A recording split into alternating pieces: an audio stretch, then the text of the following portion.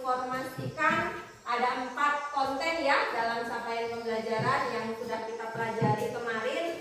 Itu ada spesifikasi produk, sekarang SSOP. Ada yang tahu singkatannya dari SSOP? Apa? Ya, Standard Operation Procedure. ya, betul sekali. Dalam bahasa Inggris penyebutannya SSOP. Kalau dalam bahasa Indonesia itu berhubungan dengan standar tentang kebersihan ya. Standar operasional prosedur tentang kebersihan, karena sanitasi ini berhubungan dengan kebersihan. Nah, adik-adik kira-kira apa sih hubungannya antara materi yang kita pelajari kemarin, spesifikasi produk, dengan SSOP? Siapa yang bisa mengungkapkan, mendeskripsikan apa kira-kira hubungannya antara spesifikasi produk, terus SSOP dengan keamanan pangan mapel kita hari ini? Ada yang mau memberikan pendapatnya? Tidak harus bahasa ChatGPT ya, bahasanya kalian saja. Kira-kira memiliki keterkaitan tidak? Punya ya? Punya keterkaitan ya. Kira-kira keterkaitannya di mana? Tidak usah takut-takut. Saya sepertinya bisa, tapi agak ragu-ragu, takut salah. Tidak apa-apa salah. Salah itu sebuah proses. Tidak akan ada yang menertawakan kesalahan. Dari kesalahan kita tahu kita itu sudah baik atau belum. Kalau belum, kita berusaha lebih baik lagi kan. Berproses itu mengubah dari yang kita belum tahu menjadi tahu. Yang belum terlalu benar menjadi lebih benar lagi. Oke, kira-kira apa ya hubungannya? Iya, silakan. Dapat mengetahui kandungan yang terkandung dalam satu produk. Untuk spesifikasi produk dengan keamanan pangannya ya. Kalau untuk standar kebersihannya? Dari bahannya. Oh, dari bahannya. Oke. Bahan. Iya. Jawaban yang diungkapkan itu benar sekali. Jadi kalau kita sudah tahu spesifikasi produk tersebut, kita lebih mudah untuk mengamati keamanan pangan dari produk itu sendiri. Kita lebih mudah mengenali sistem keamanan pangannya itu sendiri. Dan kalau kita mau produk yang aman, produk yang keamanan pangannya sudah terstandar, maka kita perlu menerapkan yang namanya standar operasional tertentu. Ini berhubungan dengan keamanan pangan, maka lebih diterapkan pada kebersihan. Jadi ada kata sanitasi. Kalau Ibu sebutkan lagi, sanitasi itu kira-kira apa sih? Suatu upaya pencegahan dengan menjaga kesehatan. Oke, ya benar sekali jawabannya. Sanitasi itu berhubungan dengan kesehatan. Ada lagi? Upaya pencegahan. Pencegahan supaya apa? Iya benar. Jangan sampai ada terkontaminasi. Ya betul sekali. Jadi kebersihan itu biasanya tujuannya untuk mencegah adanya kontaminasi. Ya. Biasanya kalau ada kata sanitasi,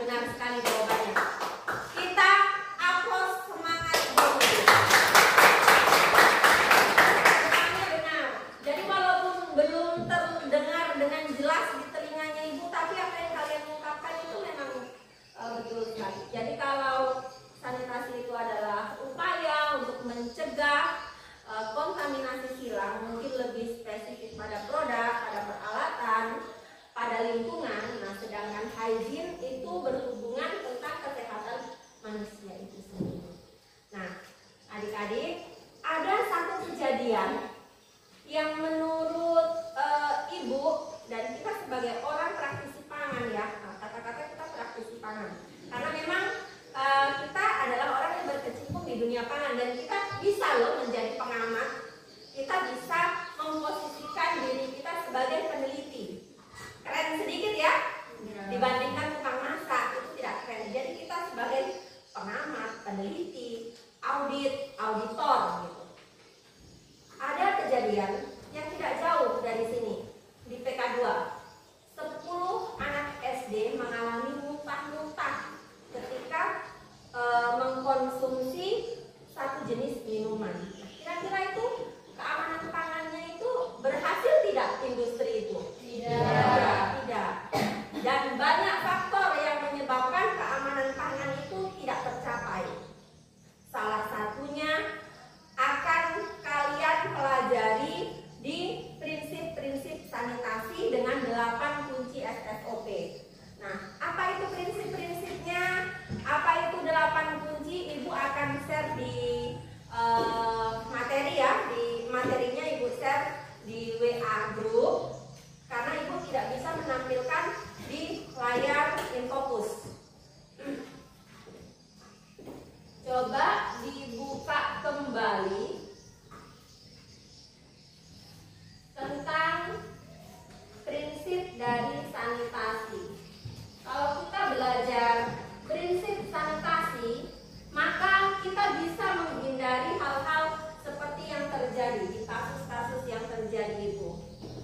Ada lagi kejadian program makan gratis bergizi, tapi kasusnya siswanya itu kena keracunan, bukan kena racun ya, keracunan makanan.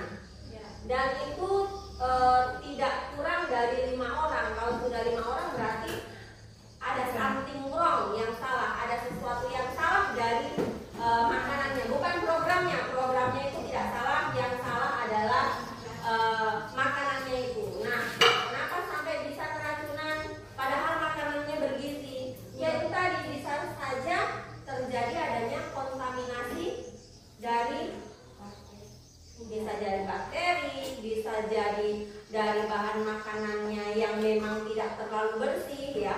Padahal katanya makanan ini adalah makanan bergizi. Oke.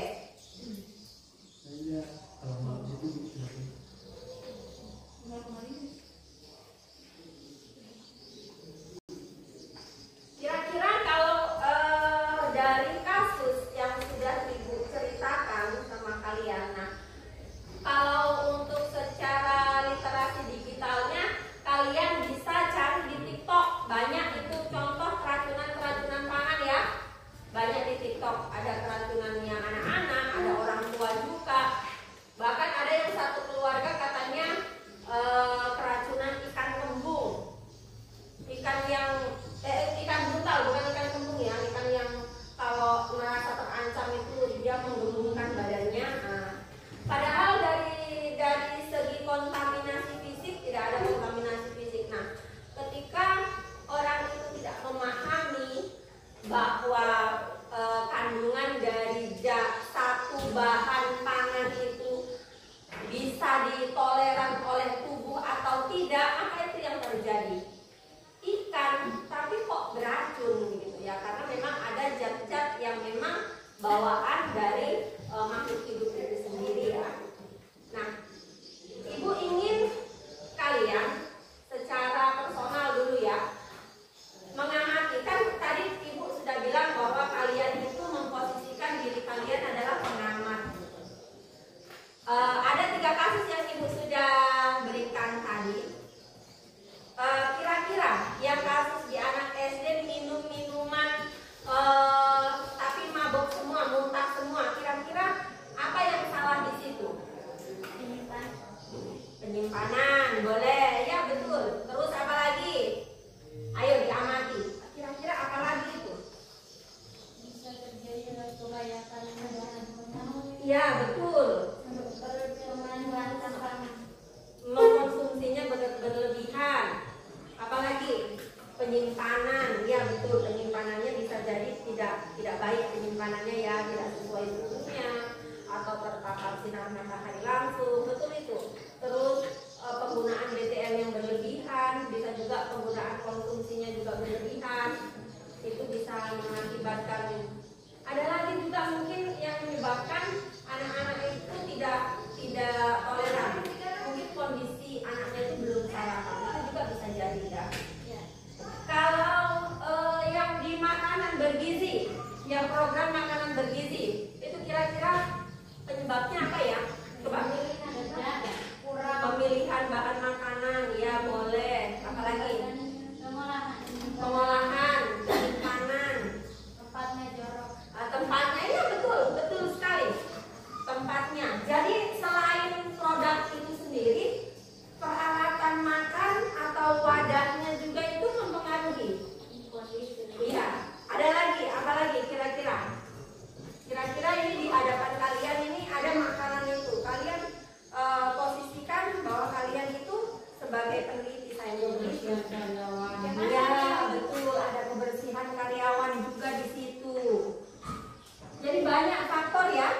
Iya, jadi kalau kalian dihadapkan pada situasi yang seperti itu, kalian itu harus tanggap supaya tidak terjadi pada diri kita atau keluarga kita, ya.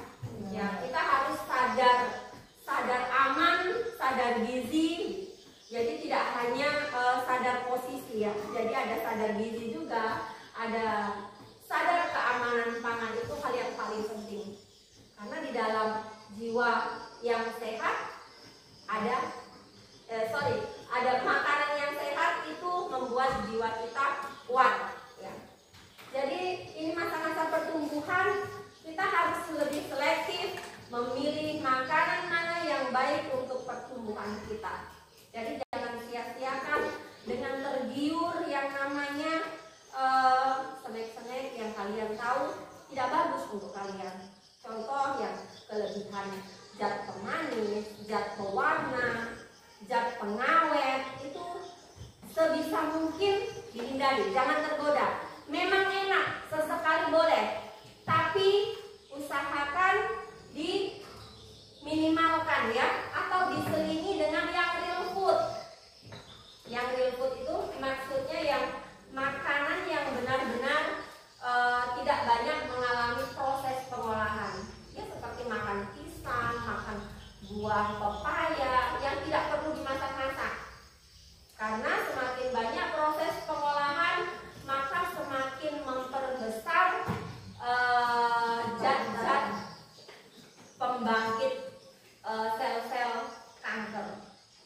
Itu yang banyak berseliweran informasinya. Semakin banyak makanan itu mengalami proses pengolahan, maka semakin tidak sehat.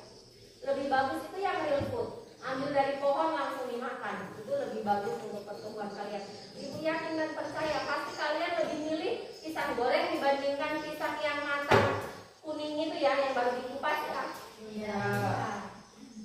Karena informasi teknologi sekarang itu mengalihkan pemikiran kita. Pola pikir kita kayaknya pisang goreng ini hangat-hangat ini pas hujan-hujan kayaknya cocok sekali. Padahal jauh lebih sehat yang matang masih dalam bentuk sisiran itu kita makan. Oke, kita lanjut, ya. Sekarang untuk langkah yang kedua, setelah kalian Ibu berikan orientasi masalah, kita lanjut pada organisasi belajar. Ibu mau membentuk kelompok. Ibu mau kalian membentuk